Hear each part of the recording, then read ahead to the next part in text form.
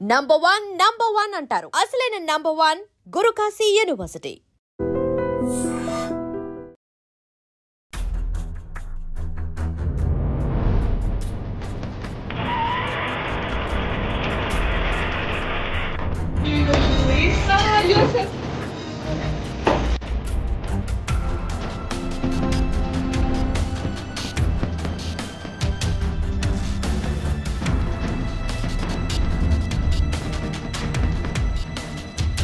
Welcome to IT news. నేను మీ పవన్. రష్యాలో అయితే భారీగా భూకంపం నమోదైంది. ప్రజలు భయాందోళనతో బయటికి పరుగులు తీయడం జరుగుతుంది. సో ఇది అలా కంచట్కాలోని ఆ ప్రాంతంలో అయితే, ఆ ద్వీపంలో అయితే ఇది రెక్టర్ స్కేల్పై దాదాపు 8.7 తీవ్రతతో నమోదైనట్టు చెప్తున్నారు. అంటే ఇది 8.7 అంటే చాలా ప్రమాదకరంగా పరిగణించాల్సిన తీవ్రత అని చెప్పుకోవచ్చు. దాదాపు 6 కంటే తక్కువగా వస్తే భూకంపాన్ని మనం పరిగణలోకి తీసుకోము, అంత ప్రమాదకరంగా కాదు. కానీ 6 అబోవ్ వచ్చిందంటే చాలా ప్రమాదకరం చెప్పుకోవచ్చు. దాదాపు ఇది 9కి దగ్గరలో ఉంది కాబట్టి అక్కడ ఉన్న మనం క్లియర్గా విజువల్స్లో నేను మీకు చూపిస్తాను. విజువల్స్లో చూడండి, ప్రజలు భయాందోళనకు గురవుతున్నారు. అక్కడ ఇంట్లో ఉన్న వస్తువులన్నీ చిందరవందరగా పడిపోవడము, షాప్లో ఉన్న వస్తువులన్నీ చిందరవందరగా పడిపోవడము, బయటికి పోవడము ఇలాంటివి జరుగుతున్నాయి. అంటే సముద్రం కూడా అలలు దాదాపు ఒక 10-15 అడుగుల ఎత్తులో రావడం అయితే జరుగుతుంది. దాదాపు 10 అడుగులు అంటే ఇది మామూలు విషయం కాదు. ఇది ఇంకా అలాస్కా, అలాగే జపాన్ తీర ప్రాంతాల్లో, అమెరికా వీటి దగ్గర అయితే సునామీ వచ్చే అవకాశం ఉంది మరో 3 గంటల్లో అని చెప్పేసి కూడా జపాన్ కేంద్రం అయితే వెల్లడించడం జరిగింది. ఇది దాదాపు అంటే గతంలో చాలా తక్కువ ఇలాంటి సునామీలు ఎక్కువగా రష్యాలో ఇట్లా జపాన్లో వస్తుంటాయి. ఇప్పుడు రష్యాలో రావడము, అలాగే ద్వీపంలో రావడము, కంచట్కా ద్వీపంలో రావడము. అక్కడ ద్వీపం చాలా పెద్దది, కానీ జనాభా మాత్రం 3 లక్షల వరకే ఉంటారు. ఆ 3 లక్షల జనాభా అయితే భయాందోళనకు గురవుతున్నారు. సో మీరు విజువల్స్లో క్లియర్గా చూడొచ్చు ప్రజలు ఎంత భయాందోళనకు గురవుతున్నారో. దానికి సంబంధించిన విజువల్స్ అన్నీ మన దగ్గర ఉన్నాయి. సో బ్రేకింగ్ న్యూస్ ఇది. చాలా అంటే రష్యా వెంటనే స్పందించి రష్యా ప్రభుత్వం అయితే సహాయక చర్యలు చేపట్టడం జరుగుతుంది. సో వాళ్ళకి ఆహారం కానీ, నిత్యావసర సరుకులు కానీ ఇవ్వడము, అక్కడే వాళ్ళకి అంటే ఈ భూకంపం వల్ల దాదాపు తాత్కాలికంగా కొన్ని బిల్డింగ్స్ విధ్వంసకరంగా ధ్వంసం అవ్వడము, అంటే మరీ ఎక్కువగా కూలిపోవడం కాలే కానీ చిన్న చిన్న గోడలు కూలిపోవడము, ఇంట్లో ఇవన్నీ జరగడం జరుగుతుంది.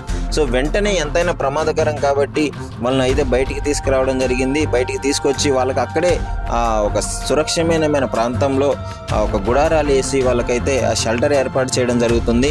సో ఇవన్నీ రష్యా ప్రభుత్వం వెంటనే చాకచక్యంగా వ్యవహరించి వాళ్ళని ప్రాణాలు కాపాడుతుంది. వీలైనంత వరకు ఆ ప్రాణాలు కాపాడడం జరుగుతుంది. అంటే ఇంతవరకు ఏమి అంటే అధికారికంగా ఏం వెల్లడించలేదు. ఎందుకంటే దాదాపు ఇంకా పరిగణలోకి రాలేదు ఎంతమందికి ప్రాణ నష్టం జరిగింది, ఎంత ఆస్తి నష్టం జరిగింది అని చెప్పేసి అయితే ఇంతవరకు అధికారికంగా ఏం ప్రకటించలేదు. కానీ తీవ్రత చూస్తున్నట్లయితే భారీగానే ప్రాణ నష్టం జరిగే అవకాశం ఉంది అని చెప్పి క్లియర్గా అర్థమవుతుంది. ఎందుకంటే 8.7 అంటే దాదాపు ఇది చిన్న విషయం కాదు, చాలా భయపడాల్సిన విషయము. అక్కడ తీర ప్రాంతంలో కావచ్చు, జపాన్ తీర ప్రాంతంలో కావచ్చు, అలాస్కాలో కావచ్చు, వీటన్ని తూర్పు తీర ప్రాంతాల్లో అయితే సునామీ మరో 3 గంటల్లో సునామీ వచ్చే అవకాశం ఉంది అని చెప్తున్నారు. సో ఇది ప్రకృతి వైపరీత్యాలు గతంలో మనం కూడా చూసాము. కొద్ది కాలంగా వింత చేపలు బయటికి రావడము, సునామీలు బయటికి రావడము, వరదలు రావడము. సో ఈ విధంగా జరుగుతుంది ప్రకృతి వైపరీత్యాలు. దీనికి కారణం మరికొంతమంది చెప్తున్నారు ఏంటంటే యుగాంతానికి ఇవి సూచికలు అని కూడా కొంతమంది చెప్పడం జరుగుతుంది. సరే ఏదేమైనా రష్యాలో చాలా వాటికి అయితే ప్రాణ నష్టం జరిగే అవకాశం ఉంది.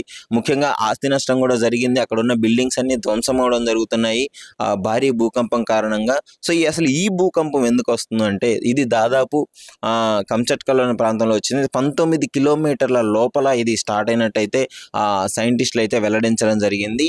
సో 19 కిలోమీటర్ల లోపల అంటే ఇదే భూకంపం ఒకవేళ సముద్ర తీర ప్రాంతంలో కానీ, సముద్రంలో కానీ వస్తే భారీగా సునామీ వచ్చే అవకాశం ఉంది.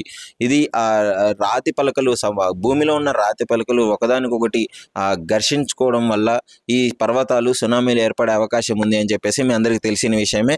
సో ఇప్పుడు రష్యాలో కొంచెం బాధాకర బాధాకరమైన విషయం ఏంటంటే సహాయక చర్యలు అయితే చేపట్టారు. ఎంత ప్రాణ నష్టం జరిగిందో అయితే వెల్లడించలేదు కానీ సో ఇప్పటివరకు అక్కడున్న ప్రజలందరినీ బయటికి తీసుకొచ్చి సురక్షిత ప్రాంతాలకి తరలించడం జరిగింది. అదేవిధంగా జపాన్ తీర ప్రాంతంలోని ప్రజలను కూడా సేఫ్టీ ప్రదేశాలకు అయితే ఎత్తైన ప్రదేశాలకు పంపించడం జరుగుతుంది. ఎందుకంటే సునామీ వచ్చే అవకాశాలు 90% ఉన్నాయని చెప్పేసి అయితే క్లియర్గా సైంటిస్టులు వెల్లడించడం జరుగుతుంది. ఇప్పటికే చాలా మందిని అయితే పంపించినట్టు తెలుస్తుంది. మరో 3 గంటల్లో సునామీ వచ్చే అవకాశం ఉంది కాబట్టి వీలైనంత త్వరగా ప్రజలని సురక్షిత ప్రాంతాలకు తరలించడము, వాళ్ళకి ఫుడ్ డొనేట్ చేయడం హెలికాప్టర్లో కావచ్చు, ఈ విధంగా ఫుడ్ పంపించడము రష్యా ప్రభుత్వం అయితే క్లియర్గా వాళ్ళని టేక్ ఓవర్ చేసుకుంది అనే చెప్పుకోవచ్చు. అసలు ముఖ్యంగా మీ ప్రాంతంలో ఎప్పుడైనా సునామీ వచ్చిందా?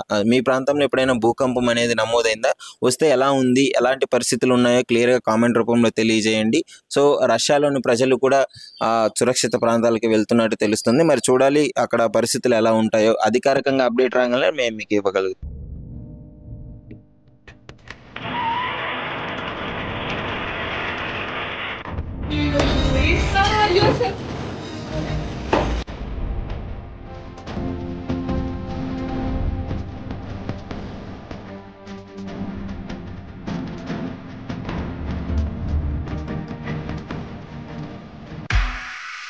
నిజంగా ప్రస్తుతం ఉన్నటువంటి సమాజం దేనికి ప్రయారిటీ ఇస్తుంది?